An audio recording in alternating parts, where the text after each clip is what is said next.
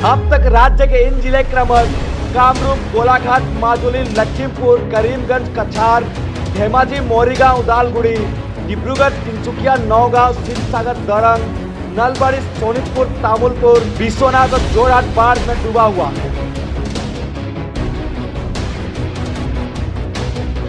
बाढ़ के इस विनाश लीला ने इंसान तो इंसान, बेजुबां जानवर को भी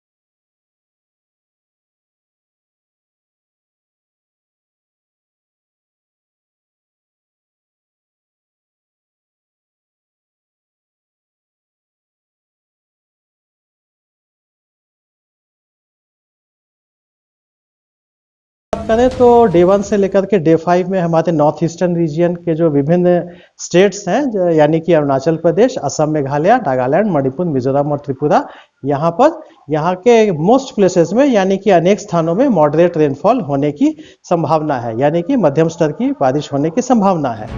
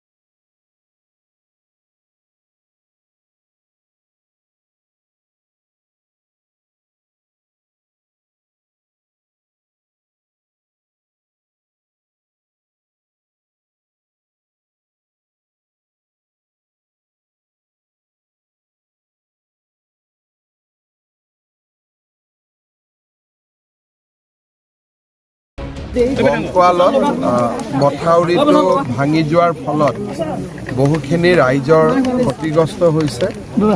বহুত ৰাইজে ঘৰৰ পৰা আঁতৰি আহিব নোখোজে, মথাউৰিৰ ওপৰতে যেনে তেনে আছে।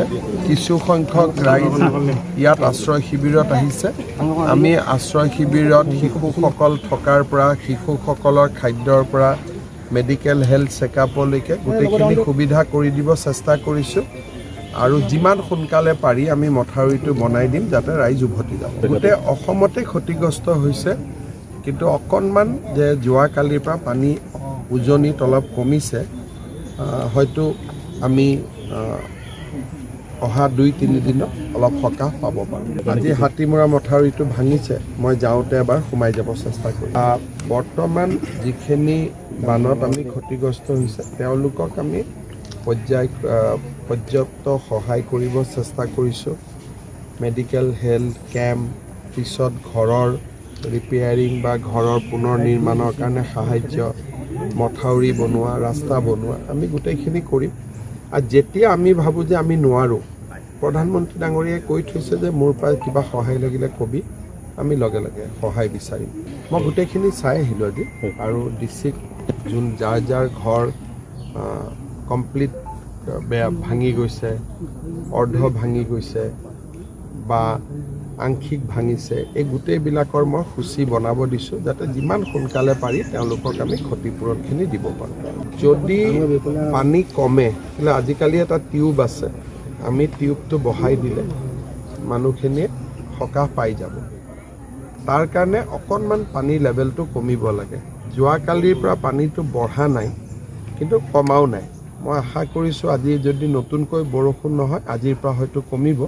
কমিলে 2-3 দিনৰ ভিতৰত, 4 দিনৰ ভিতৰত যেতিয়াই সুবিধা পাওঁ আমি জিঅ' টিউবটো বহুৱাই দিম। কাজিৰঙাও পূৰা সম্পূৰ্ণভাৱে জলমগ্ন হৈছে, নেশ্যনেল হাইৱেৰ কাষ পাইছে পানী। বহুত দিনৰ মূৰত ইমান পানী হৈছে, কিন্তু আমি গাড়ী মটৰ ৰেগুলেট কৰিছোঁ যাতে বন্য জীৱ জন্তুৰ কোনো ক্ষতি নহয়। জলসম্পদ বিভাগত যোৱা 3 বছৰত বহুতবিলাক কাম হৈছে, মথাউৰি হৈছে, মথাউৰিৰ ওপৰত ৰাস্তা পকীকৰণ হৈছে।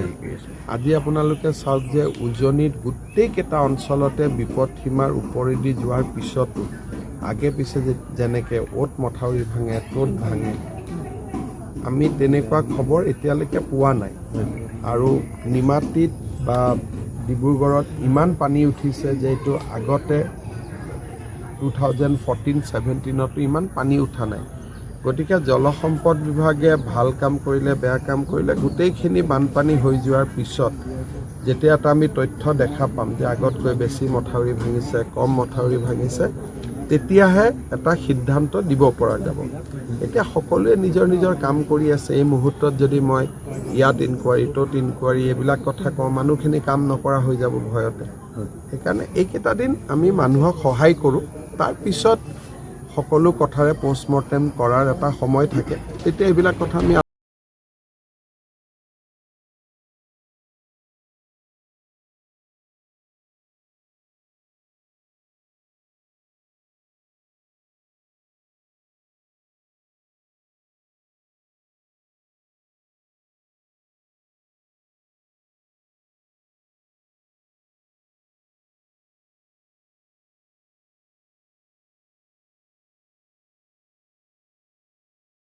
रहने के लिए हमारे YouTube चैनल को सब्सक्राइब कीजिए, साथ ही बेल आइकन को दबाइए।